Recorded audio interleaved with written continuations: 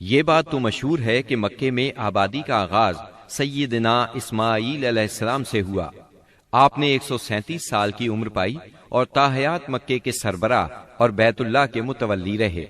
آپ کے بعد آپ کے دو صاحبزادگان نابت پھر قیدار یا قیدار پھر نابت یکے بعد دیگرے مکے کے والی ہوئے۔ ان کے بعد ان کے نانا مزاز بن عمرو جرہمی نے اقتدار اپنے ہاتھ میں لے لیا۔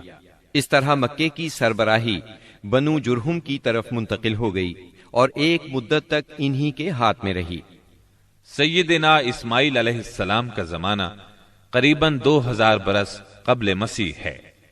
اس حساب سے مکے میں قبیلہ جرہم کا وجود کوئی 2100 برس تک رہا اور ان کی حکمرانی قریباً 2000 برس تک رہی۔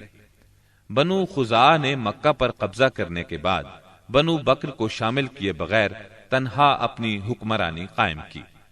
البتہ 3 اہم اور امتیازی منصب مضری قبائل کے حصے میں آئے۔ نمبر 1، حاجیوں کو عرفات سے مزدلفہ لے جانا اور یوم النفر یعنی 13 ذی الحجہ کو مینا سے روانگی کا پروانہ دینا۔ یہ حج کے سلسلے کا آخری دن ہے۔ یہ اعزاز الیاس بن مضر کے خاندان بنو غوث بن مرہ کو حاصل تھا۔ یہ صوفہ کہلاتے تھے۔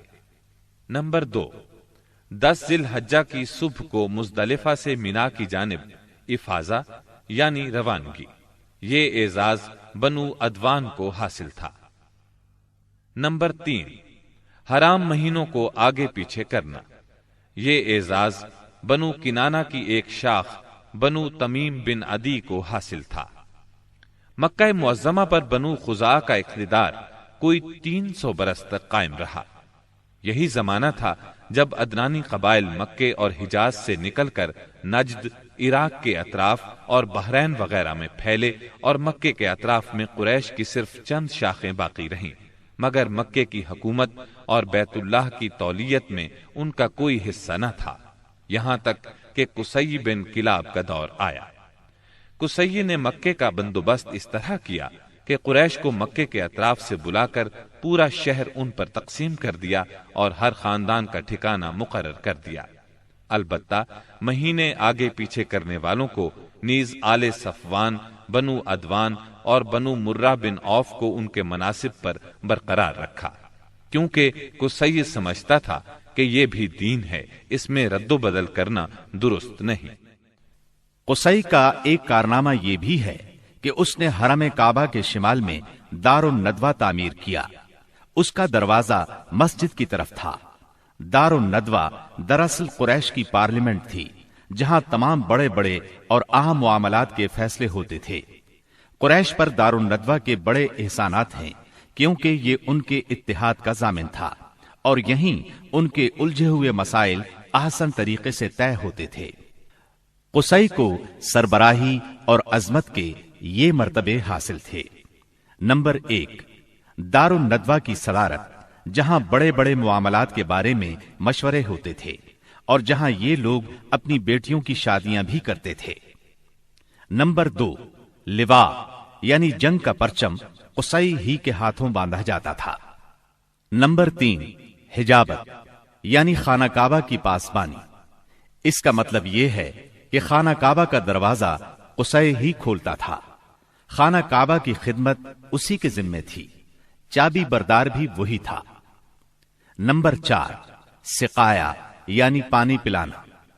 اس کی صورت کچھ یوں تھی کہ حوض میں حاجیوں کے لیے پانی بھر دیا جاتا تھا، اس میں کچھ کھجور اور کشمش ڈال کر اسے شیریں بنایا جاتا تھا۔ حجاج جب مکے آتے تو اسے پیتے تھے۔ نمبر 5، رفادہ یعنی حاجیوں کی میزبانی۔ حاجیوں کے لیے بطور ضیافت کھانا تیار کیا جاتا تھا۔ اس مقصد کے لیے قصی نے قریش پر ایک خاص رقم مقرر کر رکھی تھی۔ یہ رقم حج کے موسم میں قصی کے پاس جمع ہو جاتی تھی۔ وہ اس رقم سے حاجیوں کے لیے کھانا تیار کراتا تھا۔ جو لوگ تنگ دست ہوتے یا جن کے پاس توشہ نہ ہوتا وہ یہی کھانا کھاتے تھے۔ ان کے علاوہ کچھ اور عہدے بھی تھے جنہیں قریش نے آپس میں تقسیم کر رکھا تھا۔ ان کی تفصیل یہ ہے۔ نمبر 1، ایسار یعنی فالگیری، قسمت کا حال دریافت کرنے کے لیے بتوں کے پاس جو تیر رکھے رہتے تھے ان کی تولیت، یہ منصب بنو جمح کو حاصل تھا۔ نمبر 2، مالیات کا نظم یعنی بتوں کا تقرب حاصل کرنے کے لیے جو نذرانے اور قربانیاں پیش کی جاتی تھیں ان کا انتظام کرنا، جھگڑوں اور مقدمات کا فیصلہ کرنا، یہ کام بنو سہم کو سونپا گیا۔ نمبر 3، شورا، یہ اعزاز بنو اسد کو حاصل تھا۔ نمبر 4، اشناق یعنی دیت اور جرمانوں کا نظم، اس منصب پر بنو تیم فائز تھے۔ نمبر 5، عقاب یعنی قومی پرچم اٹھانا، یہ بنو امیہ کا کام تھا۔ نمبر 6، قبہ یعنی فوجی کیمپ کا انتظام اور شاہ سواروں کی قیادت، یہ کام بنو مخزوم کے حصے میں آیا تھا۔ نمبر 7، سفارت، یہ منصب بنو عدی کا تھا۔ ہم قحطانی اور عدنانی قبائل کے وطن چھوڑنے کا ذکر کر چکے ہیں۔ ان قبائل میں سرداری نظام رائج تھا، قبیلے خود اپنا سردار مقرر کرتے تھے۔ قبائلی سرداروں کا درجہ اپنی قوم میں بادشاہوں جیسا تھا۔ قبیلہ صلح اور جنگ میں بہرحال اپنے سردار کے فیصلے کا پابند ہوتا تھا۔ سردار کو وہی اقتدار اور اختیارات حاصل تھے جو کسی بادشاہ کو ہوا کرتے ہیں۔ حتیٰ کہ بعض سرداروں کا یہ حال تھا کہ اگر کبھی وہ بگڑ جاتے تھے تو ہزاروں تلواریں بے نیام ہو جاتی تھیں، اور وہ یہ بھی نہیں پوچھتے تھے کہ سردار کے غصے کا سبب کیا ہے۔ اب رہا سیاسی حالات کا مسئلہ۔ جزیرت العرب کے 3 سرحدی علاقے تھے، یہ تینوں غیر ممالک کے پڑوس میں تھے۔ ان کی سیاسی حالت سخت پریشان کن تھی۔ وہاں انتشار کی کیفیت تھی، صورتحال زوال پذیر تھی۔ انسان مالک تھا یا غلام، حاکم تھا یا محکوم، بس انہی 2 طبقوں میں بٹا ہوا تھا۔ تمام تر فوائد سربراہوں کو، خاص طور پر غیر ملکی سربراہوں کو حاصل تھے، اور سارا بوجھ غلاموں کے سر تھا۔ وہ طرح طرح کے ظلم و ستم برداشت کرتے تھے، زبان نہیں کھول سکتے تھے کیونکہ حکمرانی جبری تھی۔ انسانی حقوق نام کی کسی چیز کا دور دور تک وجود نہیں تھا۔